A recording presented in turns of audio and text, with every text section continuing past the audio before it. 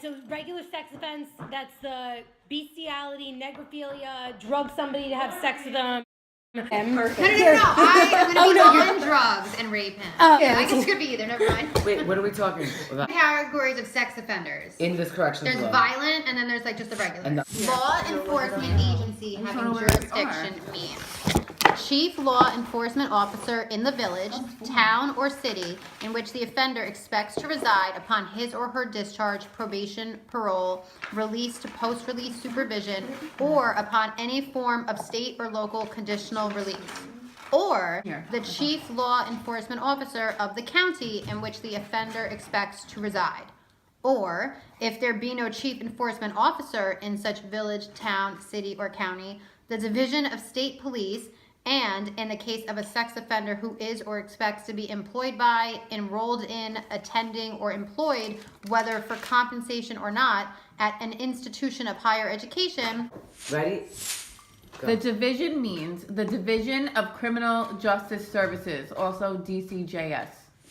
Sexual predator means a sex offender who has been convicted of a sexually violent offense and who suffers from a mental abnormality or personality disorder that makes her likely to engage in predatory sexually violent offenses.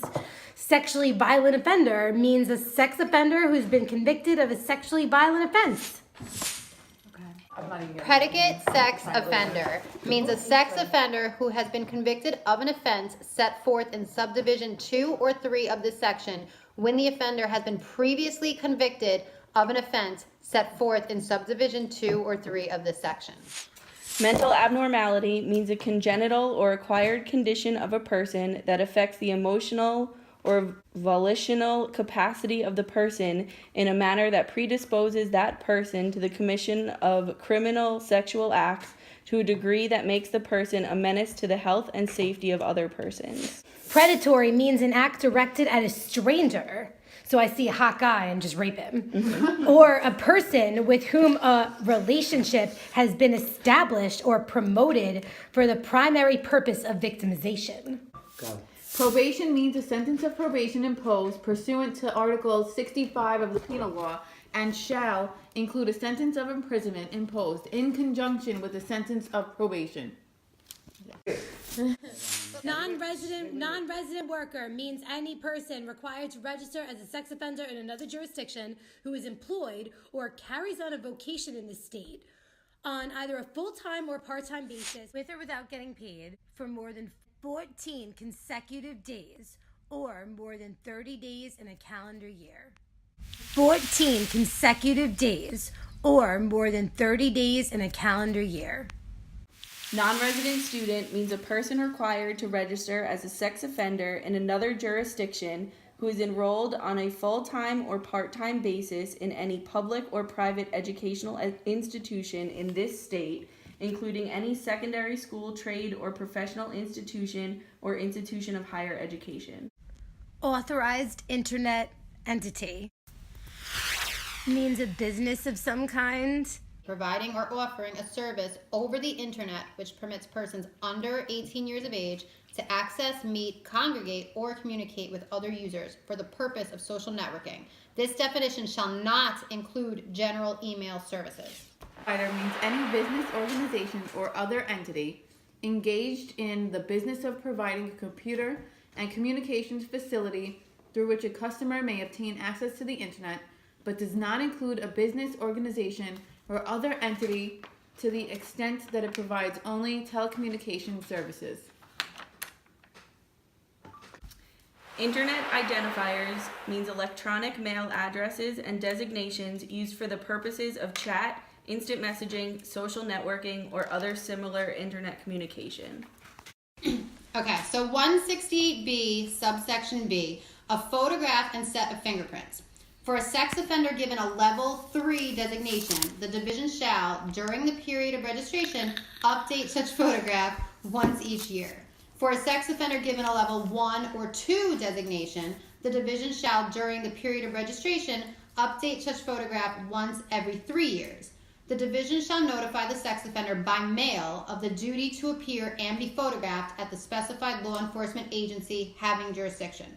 Such notification shall be mailed at least 30 days and not more than 60 days before the photograph is required to be taken.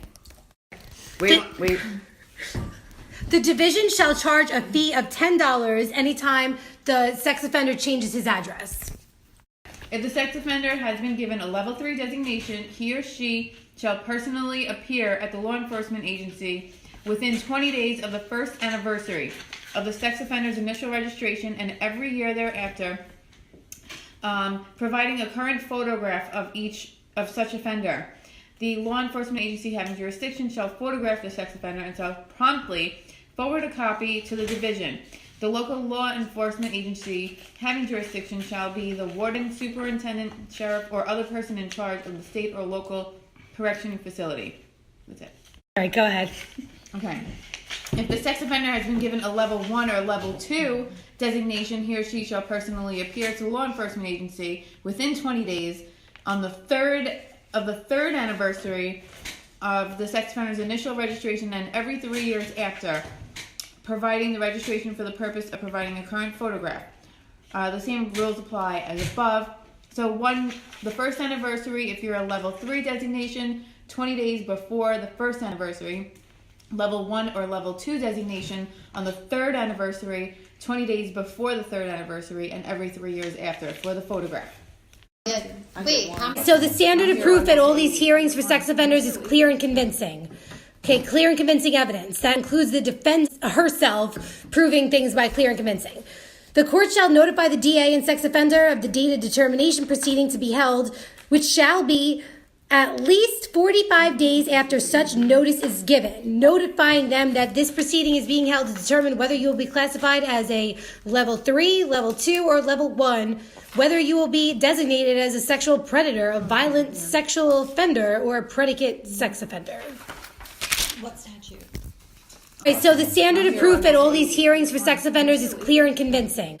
The court shall notify the DA and sex offender of the date of determination proceeding to be held, which shall be at least 45 days after such notice is given, notifying them that this proceeding is being held to determine whether you will be classified as a level 3, level 2, or level 1, whether you will be designated as a sexual predator, a violent sexual offender, or a predicate sex offender.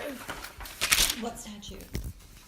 The 41 wedding anniversary. Okay, for sex offenders released on probation or discharged upon payment of a fine, CD, or an unconditional discharge, which would never happen. But anyway, at least 15 days prior to determination proceeding, the DA shall provide to the court and the sex offender a written statement setting forth the determinations sought by the DA and the reasons for seeking such determinations. The court shall allow the sex offender to appear and be heard.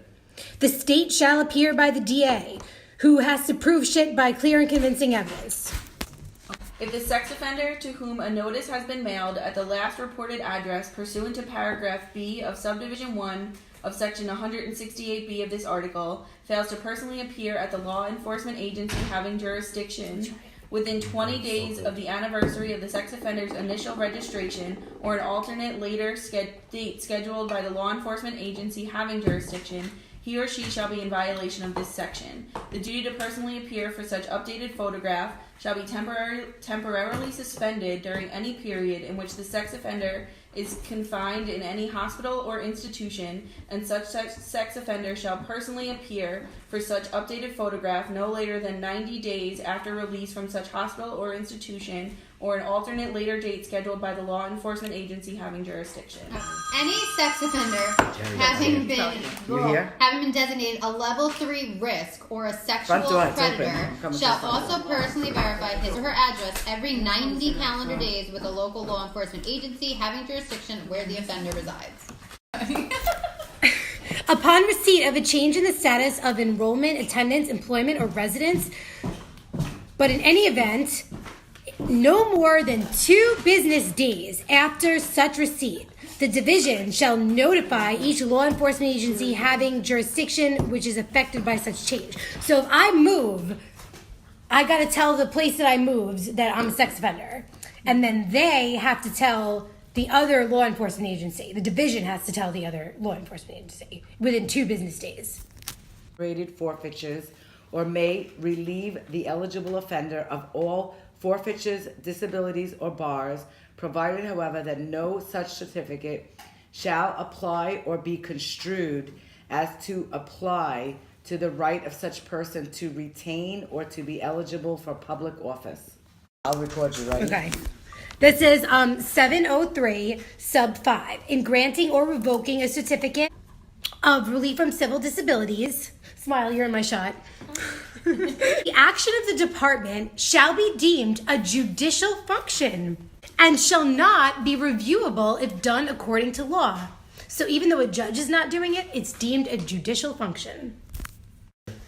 703. In order for an offender to receive a certificate of good conduct, among other requirements, he must have conducted himself in a manner warranting such relief for a minimum period in accordance with Section 703B(3). Those periods are: for a misdemeanor, 1 year; for a Class D, C, D, or E felony, 3 years; for a Class A or B felony, 5 years. So A or B felony, 5 years; D, C, E felony, 3 years; misdemeanor, 1 year, and that's for certificate of good conduct. Do it? Wait, the next I want to just make a statement. The next one you read. Hold on. Certificate of good conduct with multiple felonies. The certificate of good conduct you can get with multiple felonies. The certificate of relief you can't. Corrections Law 700, Sub 2, true or false? 2 or more convictions, conviction of felonies charged in separate counts of one indictment shall be deemed to be one conviction for purposes of Article 23 of the Correction Law. True. Oh, really? Do you do DoorDash? Are you on Uber Eats?